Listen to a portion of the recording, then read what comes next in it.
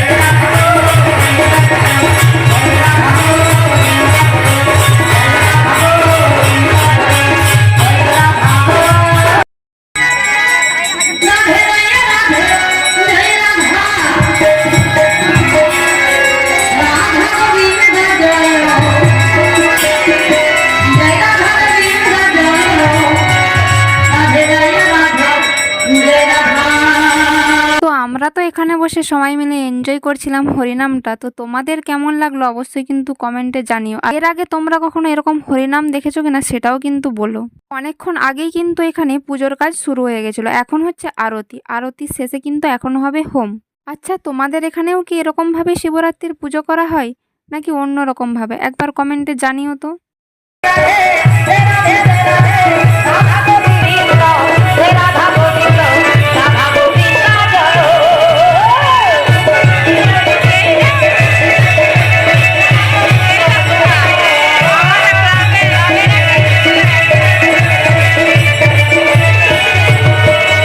আরতিও complete হয়ে গেছে, এখন আমরা তাপ নিচ্ছি। যেহেতু অনেকটা রাত হয়ে গেছে এবং আমরা এখন বাড়ি ফিরবো, তাই আজ এই পর্যন্ত। যেহেতু এখনো 5 দিন মেলা চলবে, আমরা তো এভাবে আসতেই থাকবো। মাঠটা এখন প্রায় খালি হয়ে গেছে, একটু আগে পর্যন্ত কিন্তু প্রচণ্ড ভিড় হয়ে গিয়েছিল। তোমাদের তো আগেই বললাম, যেহেতু আজ মেলার প্রথম দিন, তাই সেভাবে কিন্তু এখনো দোকানগুলো খুলেনি। এখনো 4 দিন বাকি আছে। তো তোমাদেরকে আমি অবশ্যই জানাবো যে আমাদের মেলাতে কটা এবং কি কি দোকান বসেছিল। তো ভিডিওটা কেমন লাগলো অবশ্যই কমেন্টে জানিও। ভালো লাগলে লাইক, কমেন্ট, শেয়ার ও সাবস্ক্রাইব করতে কিন্তু একদম ভুলো না। দেখা হচ্ছে পরের কোনো ভিডিওতে। আজ এটুকুই।